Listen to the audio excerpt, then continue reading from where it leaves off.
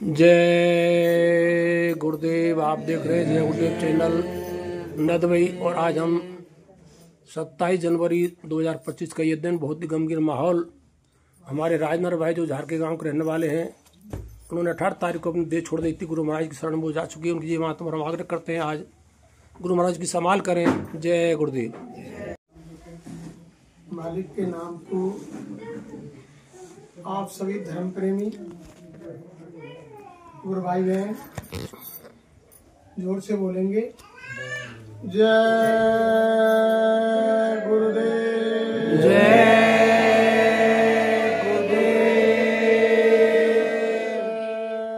गुरुदेव। जय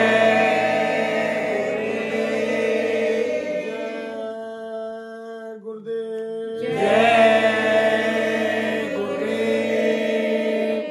गुरुदेव नाम किसका? जय गुरुदेव नाम किसका? प्रभु का पावन प्यारा नाम। मालिक का जगाया हुआ नाम। कलयुग का कल्याणकारी नाम। ये नाम नहीं इंसान का, ये नाम है भगवान का। ये काम नहीं इंसान का, ये काम है भगवान का। प्रेम से बोलो जय गुरुदेव।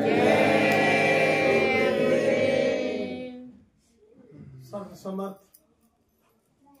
दाता दयालु आत्माओं के धनी दया के सागर मंच पर विराजमान गुरु महाराज के चरण कमलों में कोटि कोटि बार नमन। दूर दराज से चलकर आए धर्म प्रेमियों, गुरु भाई बहनों, गांव निवासियों, माता बहन देवियों, नन्हे मुन्ने बच्चे और बच्चियों, आप सभी को मेरा हाथ जोड़ के सादर जय गुरुदेव सादर प्रणाम।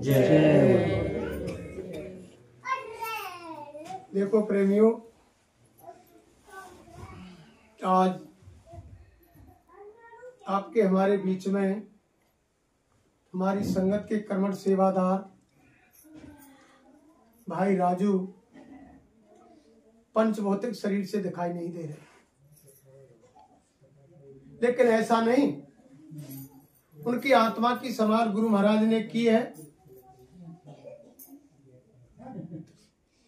और देखा कि बताते हैं, लाला पीछे बैठा था और देखने वालों ने भी देखा कि एक सेकंड भी राजू भाई ना हाथ पैर फेंका, ना कोई आवाज निकली, ना कोई तड़फे। इससे महसूस होता है कि गुरु महाराज ने अपनी गोदी में धीरे से गुरु महाराज को उठा लिया। गुरु महाराज ने राजू भाई को उठा लिया। देखो, ये नजीर सामने आते हैं, दुनियाएं ना जाने क्या क्या कहती है। ये तो संसार है, जगत भगत का बैर है चारों युग। यानी ये हमेशा संसार का और भक्ति का बैर रहा है। ऐसी बात नहीं। देखो, आश्रम पर जब गुरु महाराज ये लीला नहीं खेली थी, उस समय की बात है। बात नहीं भैया, बाहर वालों, कुछ लोग बाहर के सत्संगी, जब वह कार्यक्रम आश्रम पर लगता था प्रेमियों, तो वहाँ कुछ लोग दुकानदार सामान महंगा देते थे। तो उन्होंने सोचा कि क्यों ना गाड़ी लेकर के आगरा चलें और भंडारे का सामान लेकर आ जाए। दो प्रेमियों गाड़ी लेकर के आगरा गए, भंडारे का सामान लाए। वहां से लौटते वक्त गाड़ी का एक्सीडेंट हुआ। ऑन स्पॉट उसी मौके पर दोनों प्रेमियों की मृत्यु हो गई। जब उनकी मौत हो गई प्रेमियों, वो लाए गए संगत में और गुरु महाराज के पास कुछ हमारे भाई प्रेमी गए और साईं महाराज से निवेदन किया कि हजूर, ऐसा ऐसा हो गया। दो प्रेमी भंडारे का सामान लेने के लिए आगरा गए और उनका शरीर रास्ते में एक्सीडेंट से खत्म हो गया।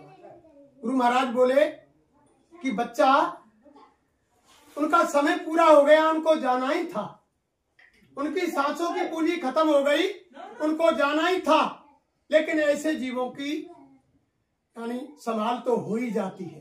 स्वामी महाराज बोले कि ऐसे जीवों की संभाल तो हो ही जाती है, स्वामी जी छोड़ते नहीं है। स्वामी महाराज ने खुद आश्रम पर मन से कहा, अरे बच्चा तुम ये मत समझना, जिस जीव को मैंने अपना लिया, जिस जीव की डोरी काल भगवान से छुड़ा करके सभी महात्माओं ने बताया कि जीवात्मा की डोरी काल रंजन भगवान के हाथ में रहती है, मन की डोरी माया के हाथ में रहती है, और चित्त की डोरी ब्रह्मा के हाथ में रहती है, और बुद्धि की डोरी विष्णु के हाथ में रहती है, और अहंकार की डोरी शंकर भगवान के हाथ में रहती है। और ये ऐसा बंधन यहां डाल दिया कि कोई भी जीव यहां से निकल नहीं सकता है।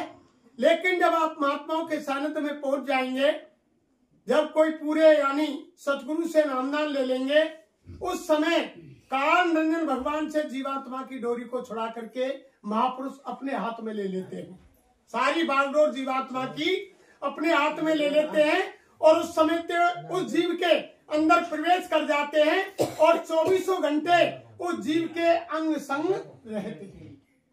ऐसा नहीं, अंग संग रहते हैं 24 घंटे। साईं महाराज ने क्या कहा फिर मन से, अरे बच्चा तुम ये समझ रहे हो कि हम मथुरा में सत्संग दे रहे हैं, और किसी यानी हमारे बच्चे की जीवात्मा बम्बई में यानी शरीर खाली कर रही है, उसके सांसों की पूंजी खत्म हो रही है, किसी की हैसियत नहीं, कोई भी यमराज का धर्मराज का बंदा मेरे जीव से हाथ नहीं लगा सकता, उसकी संभाल बच्चा मैं ही। ऐसा नहीं गुरु महाराज, हर जगह आप नहीं समझ पाए। लेकिन जब उसका सांसों की पूंजी खत्म हो जाती है, जो यहाँ का विधान बना हुआ है, काल रंजन भगवान का जो विधान है, उसमें कभी भी महात्मा दखल नहीं डालते। क्यों कि ये है अनामी धाम के वासी, इन्हीं के शब्द पर अंड पिंड ब्रह्मांड सारी रचनाएं टिकी हुई है, और इन्हीं का तप करके वरदान लेकर के काल रंजन भगवान ने हम सभी आत्माओं को संसार में ला करके फंसा दिया। और अनामी महाप्रभु से उन्होंने वरदान मांगा काल रंजन भगवान ने कि तुम जब जब धरती पर आएंगे तो आपके साथ में मेरी 11 शक्ति काल की उतरेंगी, आप उन्हें समझाने का काम करेंगे, और मेरी 11 काल की शक्तियां उन्हें संसार में रहने के लिए बहकाने का काम करेंगे, 24 घंटा लगी रहेंगी। जैसे काल की शक्ति आपने देखी नहीं, किसी की निंदा नहीं करनी चाहिए। जो लोग यानी बड़े बड़े महापुरुष संत बनते थे, जिन्होंने धन इकट्ठा किया, माता बहन देवियों की अस्मत लूटी, जब इनका भंडाफोड़ हुआ तो वे सीधे जेल के अंदर चले गए। उन्होंने लोगों को घेरा, समेटा और वापस ला करके काल के देश में ही दबोच दिया। स्वयं यानी नरक का रास्ता खोजा और जीवों को सीधे इस काल के बंधन में डाल दिया। उनका काम यही होता है, वो 11 शक्तियां काल की, यानी जब अनामी धाम से वो शक्ति आती है उसके साथ काल भगवान भेजता है। और उन्होंने फिर बंधन में बांधा कि देखो जब जब तुम्हारे जीवों को लेने के लिए धरती पर मनुष्य शरीर में आए तो तुम कोई भी यानी चमत्कार धरती पर आकर नहीं दिखलाओगे। ये बंधन में काल भगवान ने स्वामी जी महाराज को बांधा, अनामी धाम की शक्ति को, कि कोई भी चमत्कार आप धरती पर नहीं दिखलाएं।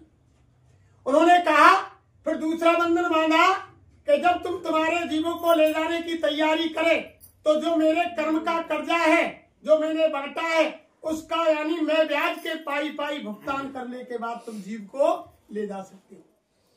और तीसरा फिर कहा कि तुम किसी भी जीव से जबरदस्ती नहीं करोगे, किसी जीव से जबरदस्ती नहीं करोगे, प्यार से पुचकार के मेरे कर्म कर्जे को दिला करके तुम जीव को अनामी धाम के लिए ले जा सकते हो। इतना बंधन में महापुरुषों को बांधा। लेकिन जब उसकी सांसों की पूंजी खत्म हो जाती है प्रेमियों, तो महात्मा उसमें दखल नहीं डालते। लेकिन अगर सांस बाकी है और अगर तुम्हारा कहीं एक्सीडेंट होना है और तुम्हारा पैर कटना है, तो गुरु महाराज ने क्या कहा कि बच्चा उसी घड़ी उसी क्षण तुम्हारा उसी चौराहे पर उसी गाड़ी से एक्सीडेंट होगा, लेकिन इतनी राहत मिल जाएगी कि सूली को कांटा बना दिया जाएगा, पैर कटने की बजाय उसमें हल्की सी चोट आएगी। लेकिन कब आएगी? जब तुम्हारी सांसों की पूंजी बाकी है तब। और जब सांसों की पूंजी खत्म हो गई तो महात्मा उसमें दखल नहीं डालते। और तुम कहते हैं कि अभी तुम कहें कि ऐसा बाबा ने बहुत से चारों, और हम उस दिन भी सुन रहे थे, सवाल उठ रहे थे कि अब जय गुरुदेव कहाँ चला गया, बचा क्यों नहीं? अरे मैं आपसे पूछता हूं, जिस भगवान को, राम को आप मानते हैं, राम भगवान को वनवास हुआ और पीछे से राजा दशरथ की मृत्यु हुई, उन्होंने अपने पिता को क्यों नहीं बचाया? भाई राम ने अपने पिता को क्यों नहीं बचाया? वो तो लौट करके जंगल से, और यानी पिता के दर्शन के लिए, अंतिम संस्कार के लिए भी वापस नहीं लौटे। जो विधि का विधान है प्रेमियों, उसको कोई मेटने वाला नहीं। क्यों नहीं आए भगवान? जब तुम भगवान, चलो हमारे बाबा की, जय गुरुदेव की बात छोड़ो, राम ने क्यों नहीं बचाया अपने पिता को? उनकी मृत्यु तो हुई ना, बचा सकते थे। भगवान कृष्ण धरती पर आए, कितनी तपस्या की होगी देवकी और वसुदेव ने, तब उनकी कोख के आकर के और भगवान कृष्ण ने जन्म लिया। और देवकी वसुदेव राजा कंस के यहाँ जेल में पड़े हुए थे, हथकड़ी बेलों और जंजीरों में जकड़े हुए थे। क्यों नहीं भगवान कृष्ण ने उनकी जेल को छुड़ाया? क्यों नहीं छुड़ाया? लेकिन वो अपनी उसमें होते हैं, जो नियम है, कानून है, मर्यादा है, उसको कोई नहीं तोड़ता है। और उससे ज्यादा अधिक मर्यादा के अंदर महात्मा संत होते हैं, ये कभी नहीं तोड़ते। ये यानी किसी भी मर्यादा के विपरीत स्वामी जी महाराज संसार में भी कोई कार्य करते थे, सत्संग वगैरह करते, बिना आदेश के यानी कानून के खिलाफ कभी स्वामी महाराज ने काम नहीं किया। और लोग कह रहे हैं कि बाबा जी ने बचा क्यों नहीं ली? अरे भाई, स्वामी जी महाराज ने तो इतनी मदद करते हैं वो कि देखो, कल भी हमने वहां बताया, गुरु नानक देव एक बार उनके परम शिष्य मर्दाना के साथ जा रहे थे। जैसे ही जंगल में निकले तो डाकुओं ने नानक देव जी को घेर लिया चारों तरफ से। जब घेर लिया तो नानक देव ने कहा कि भैया हमको क्यों घेरा है? कि हम तुमको खत्म करेंगे और तुमसे जो माल सामान है उसको लूटेंगे। नानक देव के चेहरे पर वो नूरानी शक्ति वो झलक रही थी, इतना तेज था। जो डाकू का सरदार था उसने देखा कि कोई बड़ी शक्ति है जिसका चेहरा दम दम दम दम दमक रहा है, लेकिन हम बिना मारे हम किसी को छोड़ते नहीं, हमारा काम यही है। तो वो जैसे मारने की तैयारी करने लगे तो नानक देव ने कहा कि रुको रुको भाई रुको, तुम बेशक मार देना, हमें कोई दिक्कत नहीं है, लेकिन तुम हमारी एक बात मान लो कि सामने जो धुआं उठ रही है उससे अग्नि ला करके हमें दे दो। जब डकैत बोले अरे कि ये बाबा हमारा ध्यान चुका करके और हमें अग्नि लेने के लिए भेज करके और यहां से भगना चाहता है, लेकिन डाकू के सरदार ने कहा अरे कि कुछ लोग अग्नि लेने के लिए चले जाओ और कुछ लोग यहां पर यानी इसकी रखवाली पर खड़े हो जाओ। कुछ लोग जैसे अग्नि लेने के लिए गए प्रेमियों, तो वो संत सतगुरु की नजर थी जहां वो यानी किसी इंसान की चिता जल रही थी। तो वहां जाकर के जैसे डकैत पहुंचे तो डकैत क्या देखते हैं, वहां एक तरफ देवदूत खड़े हुए हैं। वो तो उन नानक देव की मौज मर्जी थी, दिखाई किसी को नहीं देते हैं। देवदूत और यमदूत कह तो उसी जीव को दिखाई देते हैं, लेकिन गुरु की दया वो उनको बताना चाहते थे डकैत और डकैत के सरदार को। जब वहां देखा कि एक साइड में देवदूत खड़े हुए हैं, एक साइड में यम के दूत खड़े हुए हैं, दोनों में लड़ाई हो रही है। यम के दूत कह रहे हैं कि ये जीवात्मा हमारी है, इसको हम ले जाएंगे। उधर देवदूत कह रहे हैं कि नहीं, ये आत्मा हमारी है, हम इसको ले जाएंगे। तब यम के दूतों ने कहा कि अरे भाई ये तुम्हारी आत्मा क्यों है, ये तो इतनी गंदी आत्मा है, इसने जीवन में कोई शुभ कार्य किया ही नहीं, सिवाय यानी गलत कार्यों के कोई शुभ कार्य इसने किया ही नहीं, इसको तुम क्यों ले जा रहे हो। तब देवदूतों ने कहा कि जीवात्मा के ऊपर और समर्थ गुरु नानक देव की दृष्टि पड़ी हुई है, इसलिए इसके सारे पाप खत्म हो, इसलिए हम इसको ले जाना चाहते हैं। अब वो अग्नि की बात भूल गए डकैत, लौट करके वहीं जहां पर गुरु नानक देव को घेर रखा था वहां आए, डाकू के सरदार से कहा कि महाराज हमने ऐसा ऐसा सीन देखा कि इतना पापी जीव था, उसकी जीवात्मा पर इन महापुरुषों की दृष्टि पड़ते ही उसके सारे पाप कर्म नाश हो गए, और वहां देवदूतों में और यम के दूतों में लड़ाई हो रही है कि हम ले जाएंगे हम ले जाएंगे। तो यानी वो डकैतों का सरदार गुरु नानक के पैरों में गिर पड़ा, गिर गया।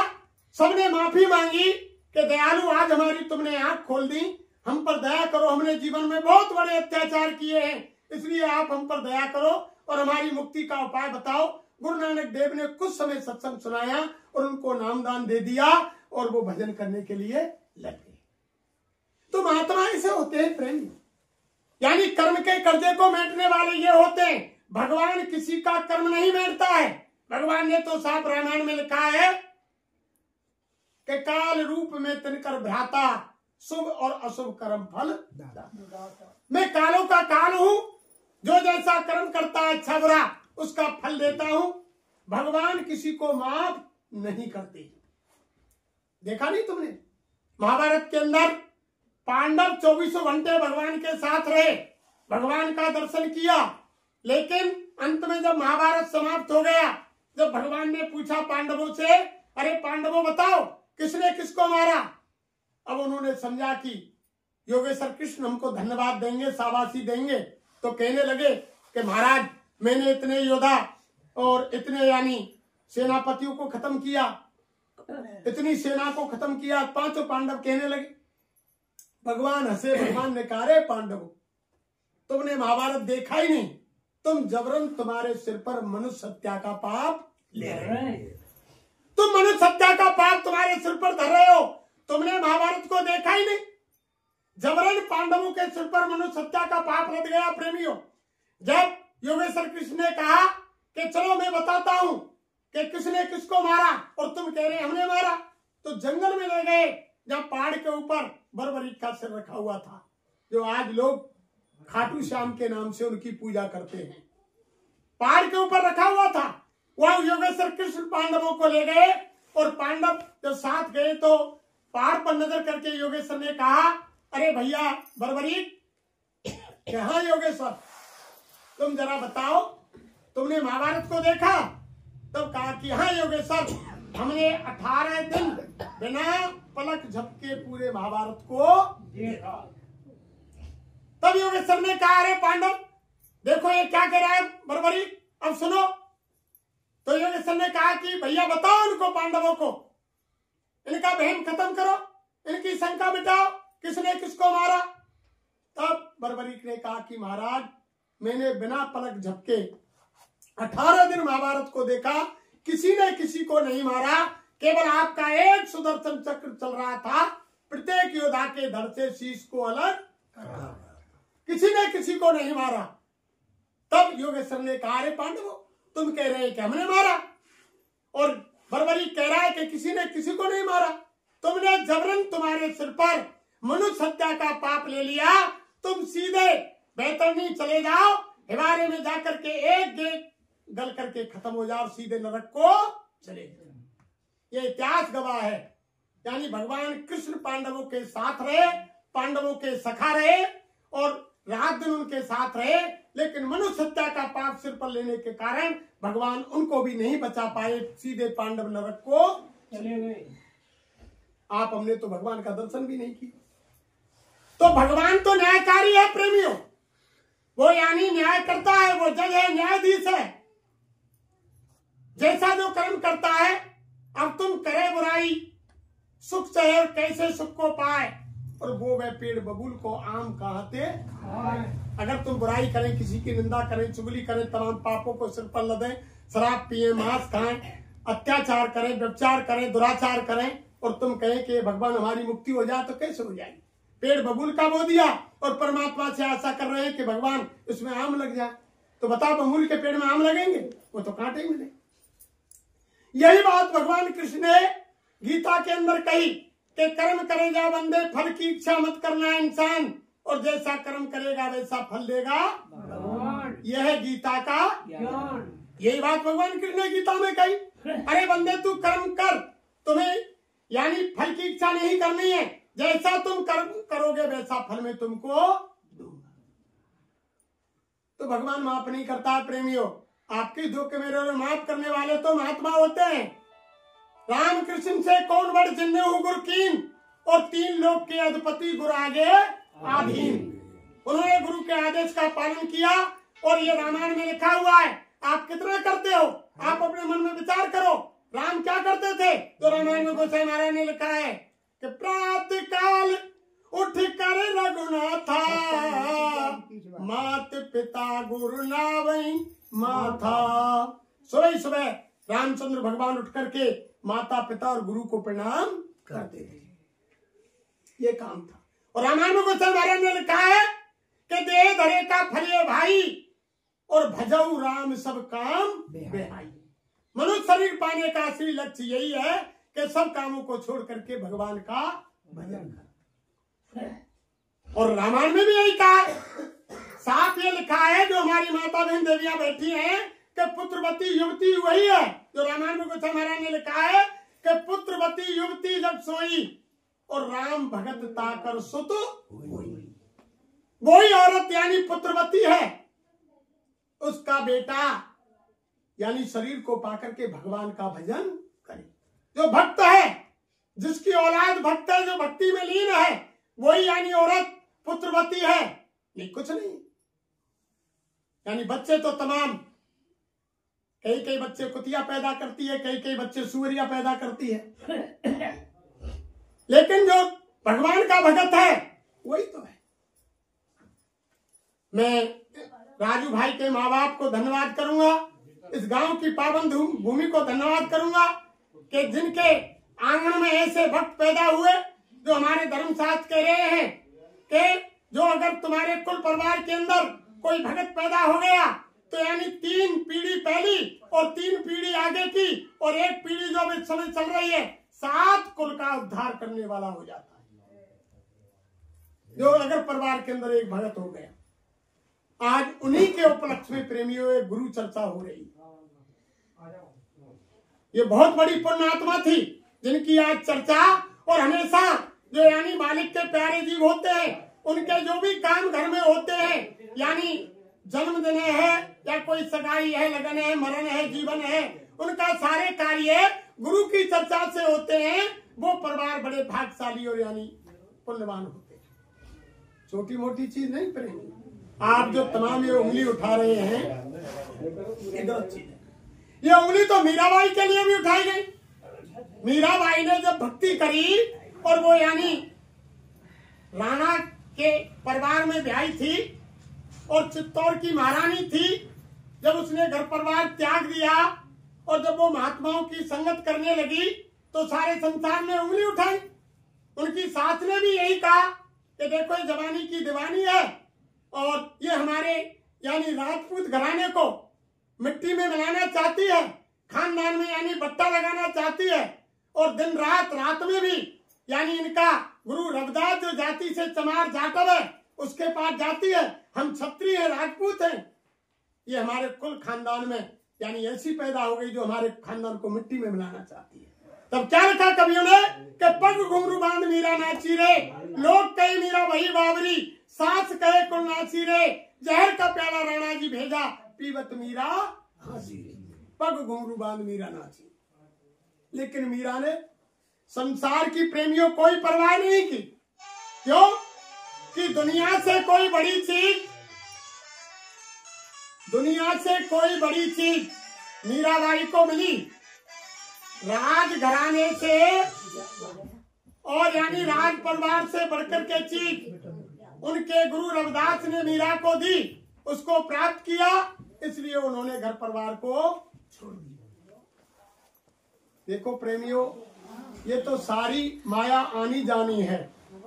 तुम ये समझ रहे मेरा है, या हर परिवार के अंदर एक दूसरा जीव अपने कर्म के कर्जा चुकाने के लिए आया है, या इस संसार में कोई किसी का नहीं। और ये कब मालूम होती है? जब तक हमारे शरीर में जवानी रहती है, ताकत रहती है, तब हम किसी को नहीं मानते हैं। लेकिन जब बुढ़ापा आ जाता है और उस समय हम लोग खाट में गिर जाते हैं, जब कोई काम के नहीं रहते हैं, उस समय जब ना समय से भोजन मिलता है, ना समय से स्नान होता है, ना समय से पानी मिलता है, जब खाट के अंदर पड़े पड़े पूरे जीवन की बचपन से और आज तक का पूरी रील 24 घंटे घूमती और कुछ नहीं रहता, उस समय याद आती है कि मैंने क्या किया, और ये यानी ये संसार, ये परिवार, ये मेरा नहीं है और मेरे साथ क्या कर रहा है, उस समय मालूम आती है। लेकिन उस समय वो कोई काम का नहीं रहता।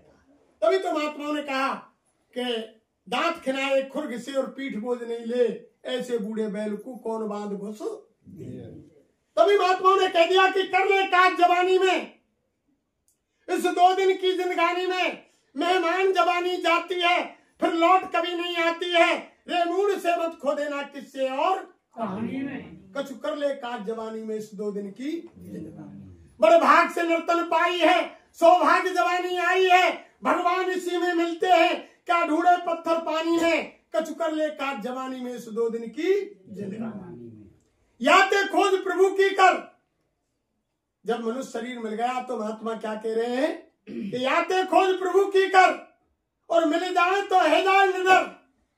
लेकिन वो भी बिना गुरु मिलते नहीं, सब धर्म कहे निजबानी में, और कछु कर ले काज जवानी में, इस 2 दिन की। लेकिन महात्मा क्या कह रहे हैं कि वो भी बिना गुरु के नहीं मिलते हैं।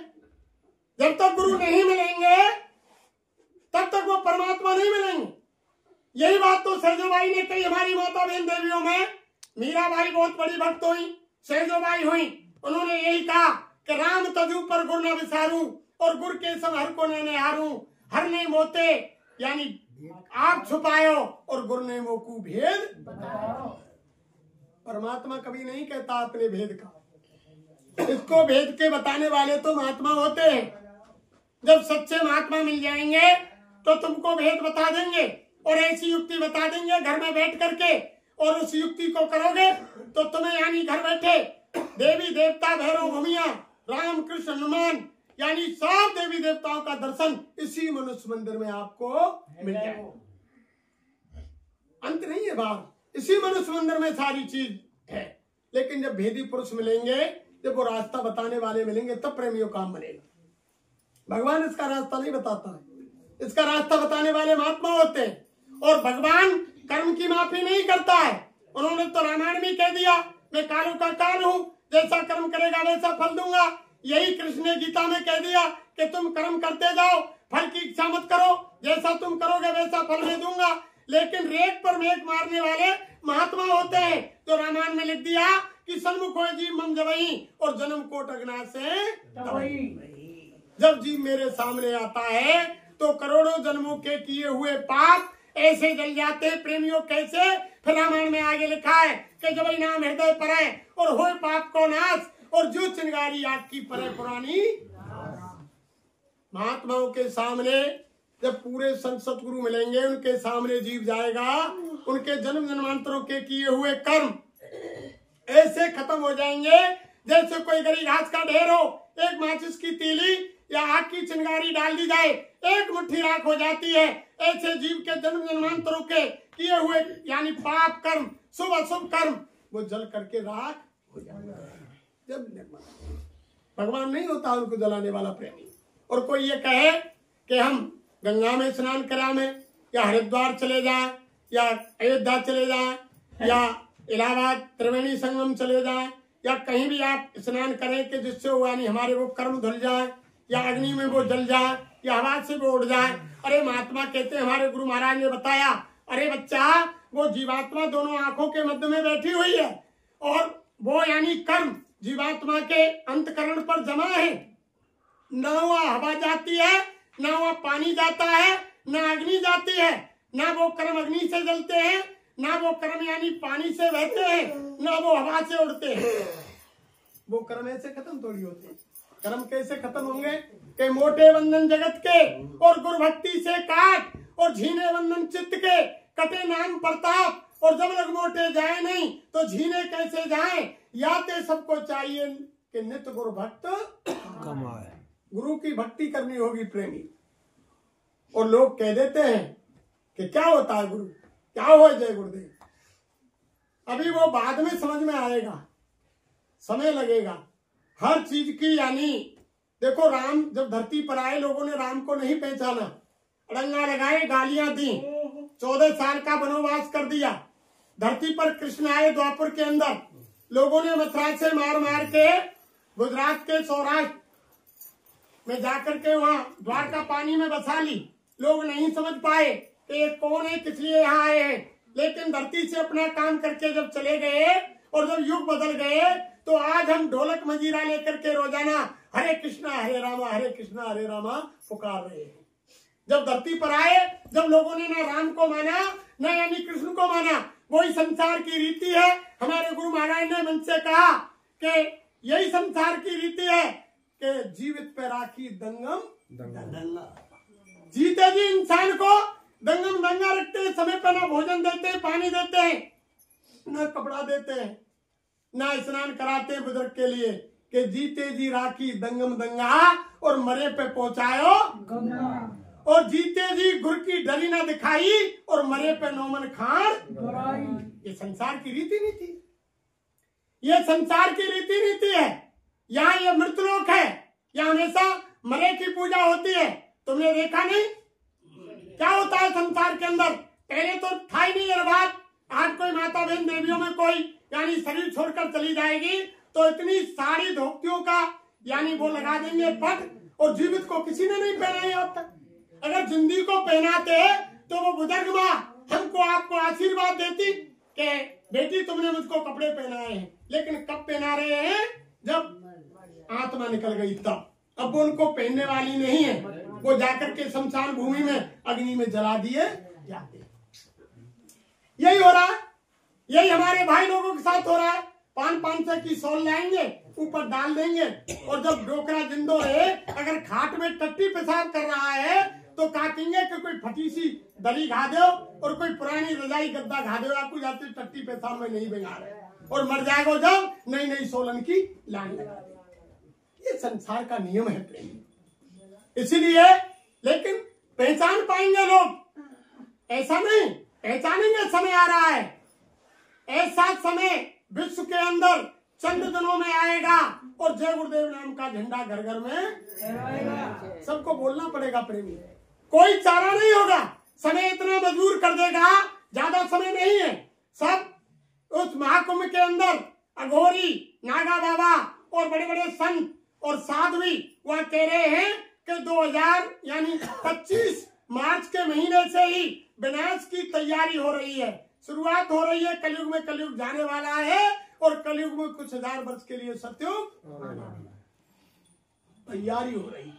और सत्युग कैसा होगा? तुम रामायण में पढ़ते ही हैं कि सत्युग सब योगी विज्ञानी, और कर हर ध्यान तरे भक्तरानी। सत्युग के अंदर सब ज्ञानी ध्यानी महात्मा होते हैं, तो पापी कुटिल कुकर्मियों का सफाया होगा, धरती पर विनाश होगा। तो हमारे गुरु महाराज कह रहे हैं कि कहीं जय गुरुदेव पुकार, जमाना बदलेगा, प्रजा बहुत मरेगी जग में, और लाशें पड़ी सड़ेंगी घर घर में, उठाने वाले मिलेंगे ना यार, जमाना बदलेगा। वो समय आ रहा है, चिंता क्यों करते हो? वो समय तुम्हारे सामने आ रहा है, ज्यादा नहीं है। जब तुम गुरु महाराज ने कहा, अरे जब समय तुमको मजबूर कर देगा, जब तुम महात्माओं की बात नहीं मानोगे। स्वयं महाराज मन से बोले, अरे हिंदुओं, तुम इस मनुष्य मंदिर में उस भगवान का भजन करो। ये असली यानी भगवान का मंदिर, ये मनुष्य शरीर है, इसमें भगवान का भजन करो रोजाना। हे मुसलमानों, तुम इस जिस्मानी मस्जिद में उस सच्चे खुदा की इबादत करो। हे ईसाइयों, तुम इस शरीर के अंदर और यानी उसकी भगवान की प्रार्थना करो। और सिख भाइयों, तुम इस यानी बॉडी के अंदर तुम उस यानी गुरु साहब की वाणी की यानी पाठ करो। अगर तुमने, गुरु महाराज बोले, अगर तुमने मेरी बात को नहीं माना तो अभी आपने भूकंप कहाँ देखे, अभी आपने भुखमरी कहाँ देखी है, अभी आपने अकाल कहाँ देखा है, अभी आपने वर्षा सूखा कहाँ देखी है, अभी आपने लड़ाई झगड़े कहाँ देखे हैं, अभी आपने बीमारी कहाँ देखी है। अरे ऐसा समय आएगा घर घर में भाई भाई में लड़ाई, औरत मर्द में लड़ाई, जाति जाति में लड़ाई, समाज में लड़ाई, और यानी देश देश में लड़ाई। ऐसा समय आ रहा है, विकराल गुरु महाराज ने बताया, जब तुम्हारे पास कोई चारा नहीं होगा, घर में तुम एक कोने में बैठ जाओगे, जब तुम्हारी बुद्धि काम नहीं करेगी, तब तुम्हें मजबूर होकर के महात्माओं की बात याद आएगी, और मजबूर होकर के महात्माओं की बात माननी पड़ेगी, और झंडे के नीचे आना पड़ेगा, और जबरन तुमको जय गुरुदेव बोलना कोई चारा नहीं होगा। प्रेमी, ऐसा समय आ रहा है। तुम देखो यार, तुम्हारे मोबाइलों को खोल कर देखो, उनमें क्या क्या भविष्यवक्ता कह रहे हैं, और धर्मशास्त्रों को पढ़ो, यानी सारी चीज महात्मा लिख गए। ये तो भाई संसार लेन देन का है, यहाँ हर जीव चुकने चुकाने के लिए आता है, लेकिन हमारे गुरु महाराज इनका ऐसा साथ नहीं। जिन जीवों को गुरु महाराज ने पकड़ा है कि जन्म जन्म का साथ है सतगुरु हमारा तुम्हारा, अगर न मिलते सतगुरु हमको तो लेते जन्म दोबारा। इनका हमारा जन्म जन्म का साथ है। स्वामी महाराज ने कहा कि एक भी जीव मेरा पकड़ा हुआ धरती पर रहेगा, जब तक मेरे सारे जीव सत्यलोक नहीं पहुंच जाएंगे तब तक मैं धरती से जाने वाला नहीं हूँ। ऐसे थोड़ी स्वामी महाराज, एक एक जीव तुम ये समझ रहे हो कि शरीर से उनका नाता नहीं है। शरीर तो ये नाशवान है, ये पंचभौतिक शरीर, यानी ये तो दूसरे की अमानत है, ये तो यानी किराए की चीज है, ले जा भारी, ये तो यानी किराए की चीज है, ये तो नाशवान है। उनका महापुरुषों का नाता शरीर से नहीं है प्रेमियों, उनका नाता जीवात्मा से है। नामदान देते समय जीवात्मा की डोरी पकड़ी है, उन्होंने जीवात्मा की डोरी पकड़ी है। और ये तो संसार है, संसार की तरफ हम आप जाएंगे तो ये भक्ति नहीं कर सकेंगे। भक्ति कौन करेगा? भक्ति तो वही करेगा कामी क्रोधी लालची, कामी क्रोधी लालची इनसे भक्त न होए, और भक्त करे कोई सूरमा जात वर्ण कोलो होए। और उधर गोसाई महाराज जैनी करिया सैनी, उनकी कहानी सुनाते हैं ना, जब गुरु से उनकी सच्ची लगन लग गई तो रात में उनके पति रोकते थे, और रात में गोसाई महाराज के पास पहुंच जाती कि गुरु महाराज आपके दर्शन किए बिना, आपके वचन सुने बिना हमको चैन नहीं पड़ा, इसलिए हम आ गए। उन्होंने कहा अरे बच्ची तुम रात में क्यों आई, संसार तुमको टोकेगा, उलाना देगा, लेकिन वो नहीं मानती। अरे प्रेमियों, ये रास्ता ऐसा है, इसमें संसार में आप किसी तरह से नहीं जी सकते। देखो गुरु महाराज ने एक कहानी सुनाई। स्वामी महाराज बोले कि एक बाप बेटा घोड़ा लेकर जा रहे थे। जैसे घर से घोड़ा लेकर निकले तो बाप ने बच्चे को घोड़े पर बैठा लिया। जब अगले गांव में पहुंचे, ऐसे में कुछ भाई लोग बैठे हुए थे, वह जय गुरुदेव कहा। जय गुरुदेव करने के बाद जैसे आगे बढ़े, पीछे से कहने लगे कि देखो बड़े बेवकूफ है, बुजुर्ग बाप पैदल चल रहा है और जवान बेटा घोड़े पर बैठा, इनको अकल नहीं। अब वो गांव से बाहर निकले, बेटा ने कही कि दादा दुनिया तानो दे रही है, तुम घोड़ा बैठ जाओ, मैं पैदल चला। अब बाप घोड़ा बैठा दियो, बेटा लगाम लेके पैदल चल दियो। दूसरे गांव में पहुंचे, वहां जय गुरुदेव बोल के जैसे निकले, कुछ लोग बैठे थे, पीठ फिरते ही बोले कि छोरा बड़ा नालायक है। नहीं, बाप बड़ा नालायक है, बच्चा पैदल चल रहा है और आप घोड़े पर बैठा है। अब बाप ने कही कि ये तो तेरी मना कर रहे हैं कि बाप बड़ो नालायक है, घोड़ा पे बैठे और छोरा पैदल चल रहा है बच्चा। अगले गांव निकलते ही, अगला गांव आने से पहले ही, और दोनों घोड़ी पर सवार हो गए। बाप और बेटा घोड़ा पर बैठ गए। अब घोड़ा पर बैठ गए, तीसरे गांव में पहुंचे प्रेमियों, वहां ऐसे ही कुछ आदमी मिले, उनको जय गुरुदेव किया, पीठ फिरी, कहने लगे कि बड़े बेदर्दी हैं, इनको थोड़ा रहम दया नहीं है, और यानी बच्चा घोड़ा है, उसके ऊपर दोनों बैठे हुए, इनको थोड़ी भी दया रहम नहीं आ रहा है। अब उन्होंने सोचा कि दोनों के बैठे में मुंह खराबी है रही है संसार। अब बेचारे वो दोनों उतर गए, अगला गांव आने से पहले दोनों उतर गए। अब दोनों उतर गए तो घोड़ा की लगाम पकड़ के पैदल पैदल चलने लगे। जब चौथा गांव आया प्रेमियों, तो वहां कुछ आदमी इंसान मिले, उनको जय गुरुदेव किया, पीठ मुड़ी, कहने लगे कि बड़े बेवकूफ है, साथ में सवारी है और पैदल चल रहे हैं। जब दोनों ने घोड़े को छोड़ दिया कि ना ये संसार एक को बैठने देगा, ना दो को बैठने देगा, ना ये पैदल चलने देगा। ये संसार किसी को यानी कोई काम करने नहीं देगा। अगर आप संसार के चक्कर में फंस जाएंगे तो ये मनुष्य शरीर निकल जाएगा और आप यानी 84 लाख योनियों में डाल दिए जाओगे और जन्म जन्मांतरों तक फिर आपको मनुष्य शरीर दोबारा नहीं मिलेगा। भाई होनी तो वो संयोग होता है, उसको ले जाते हैं। और एक कहानी जो हमारे मार साहब अकबर में कह गए थे, देखो एक बार देवताओं की सभा हुई, एक बार देवताओं की सभा हुई तो सभा के अंदर सारे देवता आ गए। अब कहा आया, पहले जहां सभा हो रही थी वहां दरवाजे पर एक पीपल का पेड़ था, वहां एक पीपल के पेड़ के खोखले में कबूतर बैठा हुआ था। जैसे ही काल आया उसने कबूतर की तरफ टेढ़ी नजर से देखा तो वो घबरा गया। कबूतर बोला कि काल मेरी तरफ यानी टेढ़ी नजर से देख रहा है, कोई ना कोई कारण जरूर है। इतने में विष्णु भगवान आ गए, गरुड़ जी से उतर गए अपने वाहन से। अब वो बेचारा कबूतर घबरा रहा था। गरुड़ महाराज ने पूछा कि भैया कबूतर बता क्यों घबरा रहे हो? कि महाराज पक्षीराज अभी अभी वो काल गया अंदर और मेरी तरफ टेढ़ी नजर से देख रहा है। अब गरुड़ बोलो कि चिंता क्यों कर रहा है तू, बैठ मेरी पीठ पे, इतनी दूर पहुंचा दे वो तो काल तो दिखे हुए नहीं आके। अब वो ऐसी जगह ले गए, वहां मीटिंग देवताओं के अंदर चलती रही। गरुड़ ऐसी जगह ले गए पहाड़ के अंदर, एक गुफा में जाकर के रख दिया और उसका काल वही था, उसका काल वही था। बिल्ली तैयार बैठी थी, गरुड़ ने उसको छोड़ दिया, छोड़ करके आ गए। बिल्ली उसको खा गई उसी समय पर जो काल था जिस समय। अब लौट करके आ गए, सभा खत्म हुई। अब सभा खत्म हुई, काल फिर पीपर की तरफ देखने लगे। अब गरुड़ महाराज ने कहा, अरे के काल भगवान क्या देख रहे हो? जिस तुम कबूतर को देख रहे हो मैंने उसको ऐसी जगह पहुंचा दिया जहां तुम्हारी यानी नजर ही नहीं पहुंचेगी। अरे गरुड़ महाराज मैं तो यही देख रहा था कि इसका काल तो उस पहाड़ पर है और ये यहाँ पेड़ पर क्यों बैठा है, वह कैसे जाएगा? तुमने अच्छा किया कि उसी जगह पर पहुंचा दिया। तो तब महात्माओं ने क्या कहा कि जैसी होत बिता तैसी मिले सहाय, और जो ना जा सके जहां ताए तहां वो होनी है कर रहेगी, उसको कोई मेटने वाला नहीं, कोई मेटने वाला नहीं उसको। देखो कितनी शुभ लगन निकारी